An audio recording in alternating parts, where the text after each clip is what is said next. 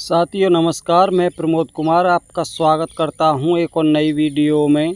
किसान भाइयों, लगभग सभी क्षेत्रों में पिछले 4-5 रोज से बरसात का दौर एक बार फिर से शुरू हो चुका है, जिसके कारण धान की फसल में एक ही साथ विभिन्न प्रकार के कीट और रोगों का अटैक शुरू होने वाला है। या ये कहूँ कि इस समय धान की फसल में रोगों का अटैक शुरू हो चुका है। जैसा कि किसान दोस्तों आप देख पा रहे हो, बहुत सारे दाने काले पड़ चुके हैं, जैसा कि भाइयों आप देख भी पा रहे हो।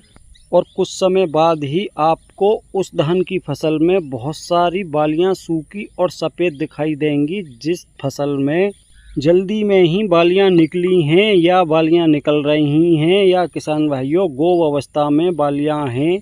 और इसी के साथ धान की फसल में शुरुआत होने वाली है काला तेला, हॉपर और साथ में ब्लास्ट। किसान साथियों, आपको बताना चाहूँगा, जितने भी प्रकार के फंगस जनित रोग होते हैं वो बरसात के बाद ही धान की फसल में अधिक मात्रा में दिखाई देने लगते हैं। अगर आपके खेत में कुछ इस प्रकार से पानी भरा हुआ है तो आपके धान की फसल में शीत ब्लास्ट, लीफ ब्लास्ट, तेला, हॉपर की भी शुरुआत होने वाली है। और इन्हीं सब के साथ कुछ धान की वैरायटियों में दिखाई देगा कंडुआ रोग, जिसको किसान देसी भाषा में हल्दी रोग बोलते हैं। तो वैसे तो सभी किसान भाइयों का धान की फसल में अभी तक काफ़ी अधिक खर्चा हो चुका है, लेकिन किसान भाइयों अगर आपने समय रहते इन सभी की रोकथाम नहीं की तो आपको आपके धान की फसल में बहुत ही बड़ा नुकसान देखने को मिलेगा। तो भाइयों, अच्छा यही रहेगा कि अधिक नुकसान होने से पहले ही अपने धान की फसल को नुकसान से बचा लिया जाए। क्योंकि किसान भाइयों आपने देखा होगा, पिछले 2-3 वर्षों से धान में तना छेदक कीट के कारण बहुत ही अधिक मात्रा में सफ़ेद बालियां दिखाई देती हैं। लेकिन किसान भाइयों, जैसे ही बालियां निकलते समय या बालियां निकलने के बाद बरसात शुरू होती है, उसके कुछ ही दिनों बाद एक तरफ से धान की फसल में सूखी और सफ़ेद बालियां दिखाई देने लग जाती हैं। अगर उसकी रोकथाम के लिए पहले से ही सही कीटनाशकों का प्रयोग किया जाए तो किसान भाइयों आपके धान की फसल में बहुत ही कम सफ़ेद बालियां दिखाई देंगी। अगर आपने सही समय पर कीटनाशक दवाओं की स्प्रे कर दी तो किसान भाइयों एक भी बाली सूखी या सफ़ेद दिखाई नहीं देगी, नहीं आपके खेत में तेला और हॉपर का अटैक होगा। और साथ में आप अपने धान की फसल को सभी प्रकार के फंगस जनित रोगों से भी सुरक्षित कर लोगे।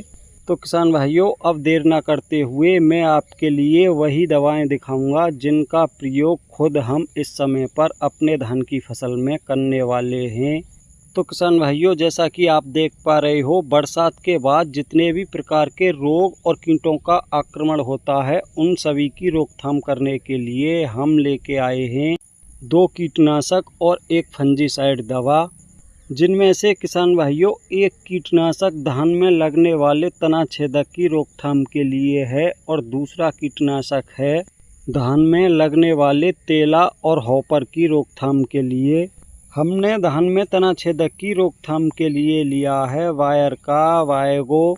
बात करें 1 एकड़ में इसकी कितनी डोज पर्याप्त रहती है तो किसान भाइयों इसकी 100 ml 1 एकड़ के लिए डोज पर्याप्त रहती है।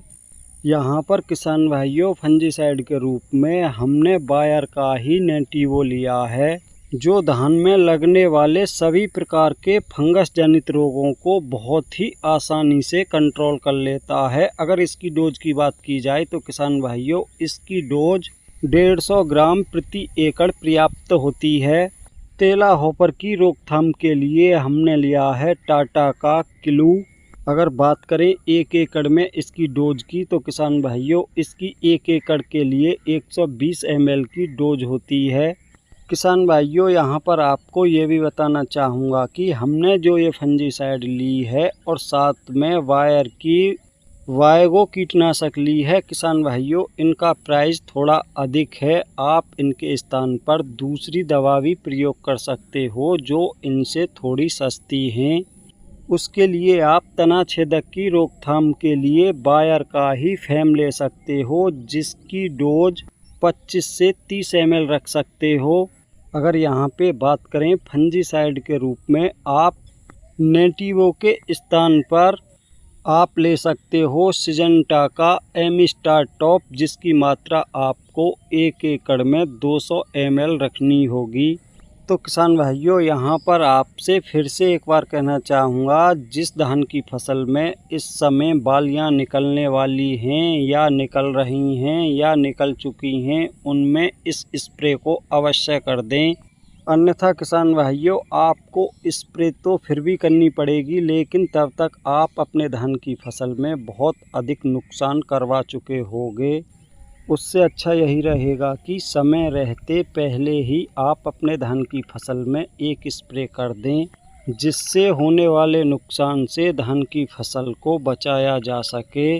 अगर आप इन दवाओं के स्थान पर और भी सस्ती दवाओं का स्प्रे करना चाहते हो तो किसान भाइयों कमेंट करना, आपके लिए कुछ और सस्ती दवाओं के बारे में पूरी जानकारी दूंगा।